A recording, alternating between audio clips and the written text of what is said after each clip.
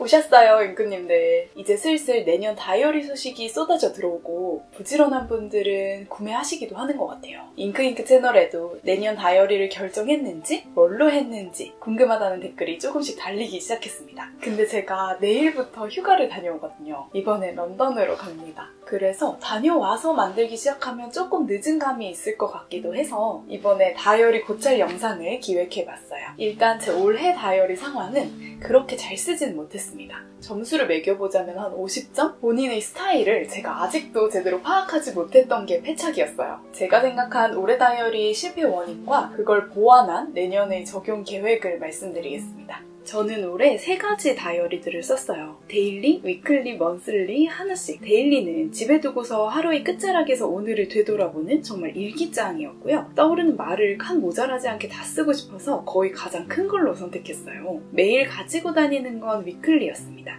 위클리에 일정 체크와 취미생활 기록을 하자고 생각을 했고, 먼슬리는 잉크잉크 테마 노트처럼 활용하면서 간직하고 싶은 것들을 스크랩하는 용도로도 쓰겠다는 생각이었죠. 그런데 결과적으로 이 구분이 잘 지켜지지 않았는데요. 일단 가장 큰 문제는 위클리가 너무 예뻤어요. 저만 호분이지 태초는 막 쓰기 부담스러운 거 아니죠? 왠지 되게 펜이랑 잉크 심사숙고해서 잘 맞춰줘야 될 것 같고, 글씨도 또박또박 너무 예쁘게 써줘야 할 것 같고, 그래서 생각나는 대로 편하게 쓰기가 어렵더라고요. 그리고 이번에 제대로 느꼈는데 저는 호분이치 3.55mm 모눈이 불편합니다. 모눈 한 칸 안에 글씨를 쓰려면 진짜 극세필로 쓰면서 글자도 작아야 되는데 저는 극세필도 크게 좋아하지 않고 글자도 작은 편이 아니에요. 그렇다고 두 줄에 걸쳐서 쓰자니 글씨도 커지고 하루 한 칸 안에 들어가는 글 양이 너무 작아집니다. 그래서 원래는 들고 다니면서 일어나는 일들을 일단 여기 기록해야지 였는데 막상 써보니 고심하면서 막 하루를 시적으로 압축해서 써야 되게 된 거예요. 만만하게 쓸 수 없었던 게 제일 크고,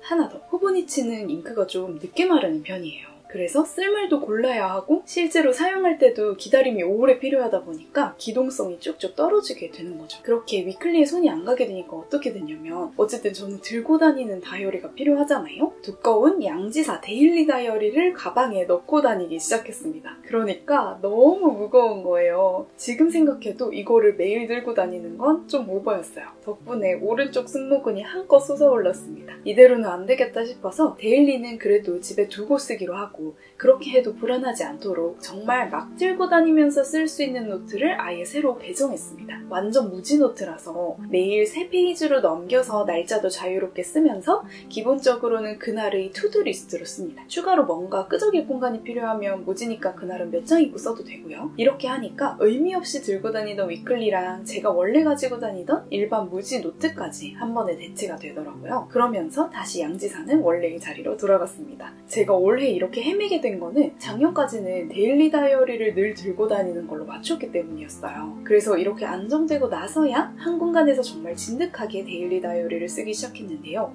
이 고요함이 너무 좋더라고요. 저는 하루 마지막에 오늘 어땠는지 쉬지 않고 이 한쪽을 한 번에 쭉 써요. 밖에서 알차게 여기저기 많이 다니고 온 날이면 갔던 곳, 했던 일로 가득 채워지고, 좋은 아이디어가 떠올랐거나 심경의 변화가 있는 날이면 그 생각에 포커싱 돼서 제 상념을 와닿아 쓰기도 합니다. 나중에 보면 이때 내가 어떤 생각에 사로잡혀 있었구나 이런 게 트래킹이 돼서 좋더라고요. What's in my bag 영상은 한창 기존의 위클리랑 무거운 데일리, 블랭크 노트에 이 새로운 데일리 투두리스트까지 다 들고 다니던 과도기에 찍은 영상이에요. 각 아이템들에 대한 추가 설명은 거기서도 보실 수 있습니다. 마지막으로 먼슬리는 잘 썼어요. 특히 이거는 좀 비정기적으로 쓰는 거다 보니까 이따금씩 스크랩북에 붙일 만한 업데이트 소식이 있을 때 추가해주면 되거든요. 중요한 건 끼고 다니지 않고 방에 두고 쓰는 것들은 일관된 자리를 만들어주는 게 좋습니다. 눈에서 멀어지면 손에서도 멀어져요. 그리고 한동안 안 쓰면 포기하게 되거든요. 꼭꼭 한 켠에 소중한 걸 두는 자리를 살짝 마련해 줍시다.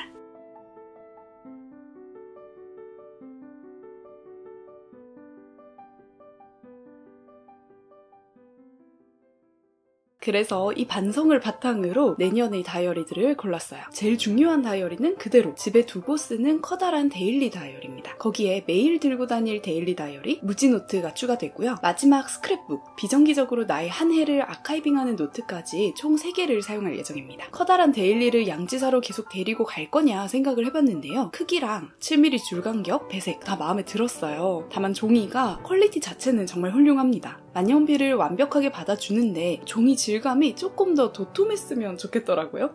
저 정말 까다롭네요. 그리고 양지사는 잉크가 다소 수수하게 표현돼서 조금 더 잉크 쓰는 맛이 있는 걸로 고르고 싶었습니다. 그래서 또 고민을 거듭하다가 결국 미도리 MD 노트북 다이어리 하루 한 페이지 라지 사이즈로 결정했습니다. 예전에 본과 때 이걸 썼던 기억이 한동안 피했었는데 이제 그 괴로움이 좀 희석됐으니까 하면서요. 생각보다 한 페이지 가득 일기를 쓸 수 있는 다이어리가 잘 없더라고요. 하루 한 페이지 일기는 스몰 라지 두 사이즈가 있는데 제가 산 라지 사이즈는 A5 사이즈고요. 157에 216mm, 약 593g. 양지사 유저리 25A랑 거의 흡사하네요. 무게도 비슷해요. 예전에 비해서 표지가 좀 까끌까끌해졌나 했는데 이게 제가 무려 2014년에 썼던 거거든요. 때가 묻으면 이렇게 됩니다.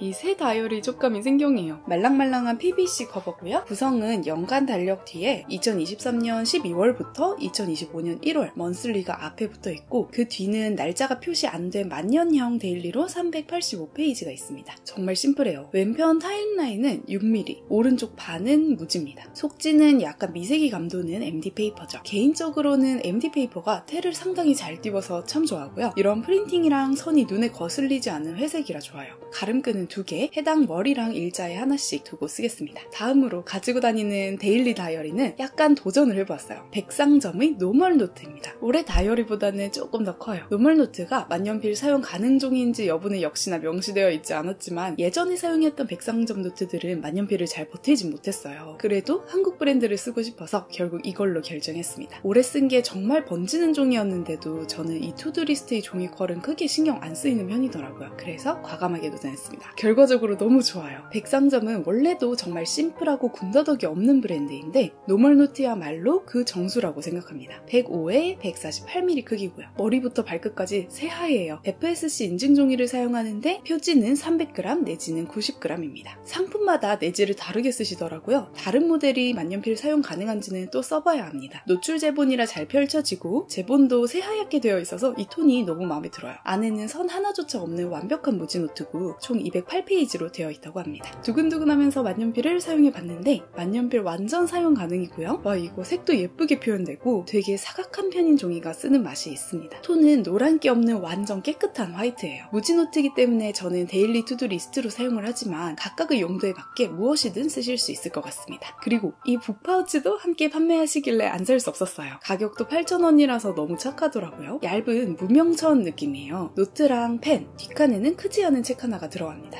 물론 천이 힘이 없어서 이것만 들고 다닐 순 없어요. 이러다 파우치 안에 파우치 안에 파우치 되겠는데요? 마지막 스크랩용 먼슬리 다이어리. 이거는 올해랑 동일해요. 로이텀의 먼슬리 플래너 B6 플러스 사이즈의 소프트 커버로 결정했습니다. 올해는 이 색깔이었는데 몰랐는데 색깔 옵션이 매년 조금씩 바뀌네요. 이번에는 포트 레드 컬러가 예뻐 보여서 이걸로 샀어요. 로이텀 먼슬리 플래너 소프트 커버의 B6 플러스 사이즈입니다. 포트 레드 컬러의 125 곱하기 190mm 인조 가죽 소프트 커버고요. 연간 플래너 24에서 25년 이얼리 플랜 4페이지씩 프로젝트 플랜 2년치 2023년 11월부터 2025년 2월 양면 먼슬리 이후에 5mm짜리 도트 그리드 138페이지가 배정됩니다. 1년 동안 붙이고 싶은 게 100개 넘기는 쉽지 않아서 이 정도면 칸은 충분했어요. 80g 내지고 역시 만년필 쓰는데 문제 없는 종이입니다. 가름끈은 2개예요. 올해와 마찬가지로 잉잉 진행 상황이랑 스크랩 용도로 사용할 계획입니다. 그리고 제가 좋아하는 합정의 롤드 페인트에서 일용 마테라는 게 나오거든요. 스크랩할 때 날짜를 이걸로 표시해주면 왠지 좀 더 완성되어 보이고 참 좋더라고요. 블랙 저널에 자신 없는 분들께 추천드리는 꿀템이에요. 이게 제 내년의 정규 다이어리입니다. 추가로 올해 테마노트의 매력을 알아버렸어요. 이번에 필기체 책을 쓰는 동안 관련된 생각은 다 거기 정리했었습니다. 이게 한 프로젝트를 진행하는 동안에 집중이 유지가 돼서 좋아요. 특히 워드, 노션 같은 걸로 정리할 수 있는 거는 활자 형태로 정제된 내 생각들인데 손으로 쓰고 그리는 게 가장 아이디어 원형 그대로에 가까운 것 같아서 프로젝트를 진행하면서도 계속 뒤를 넘겨보면서 내 생각들을 확인할 수 있다는 게 좋았습니다. 그리고 그 프로젝트를 완수하고 나서 나중에 볼 때 프로젝트 일기 진가가 발휘되어 나중에 보면 그 만드는 기록, 메이킹 노트 자체가 너무 소중한 정수더라고요. 다만 이런 일기를 만들려면 내가 한 시즌 동안 진짜 몰입하는, 거의 끼고 사는 것이거나 아니면 꾸준히 진행하는 무언가여야 해요. 단기간 진짜 몰입하는 거라면 이 책 쓰는 작업 노트나 자격증 대비 반년짜리 프로젝트 같은 게 될 거고요. 꾸준히 진행하는 무언가는 저로 치면 병원에서 본 케이스나 공부한 일지 또는 잉잉 작업 노트가 될 수도 있겠고, 공부하시는 분은 공부 스케줄러 노트 또 아니면 독서 기록 노트 같은 것도 이런 카테고리가 되겠습니다. 프로젝트 동안은 펜 파우치에 귀속 만년필이랑 노트를 계속 들고 다니면서 언제나 꺼내 쓸 수 있도록 해주는 거죠. 이렇게 하면은 이 프로젝트를 함께한 귀속펜에 대한 애정도 상승하는 효과가 있었어요. 저는 이번에 필기체 교본 프로젝트를 펠리칸 M605 블랙 톨토이즈 앱립과 몽블랑 미드나잇 블루 잉크 조합으로 몇 달 동안 사용을 했는데 확실히 그 후에 불토를 더 좋아하게 되었습니다. 그리고 진짜 마지막으로 딱 한 해 몰스킨 종이가 괜찮았던 기억에 매년 기대를 하게 되는데요. 올해 몰스킨 괜찮을까 하고 궁금해하던 차에 마침 한 잉커님이 제보를 해주셨어요. 결론적으로 내년 몰스킨은 탈락.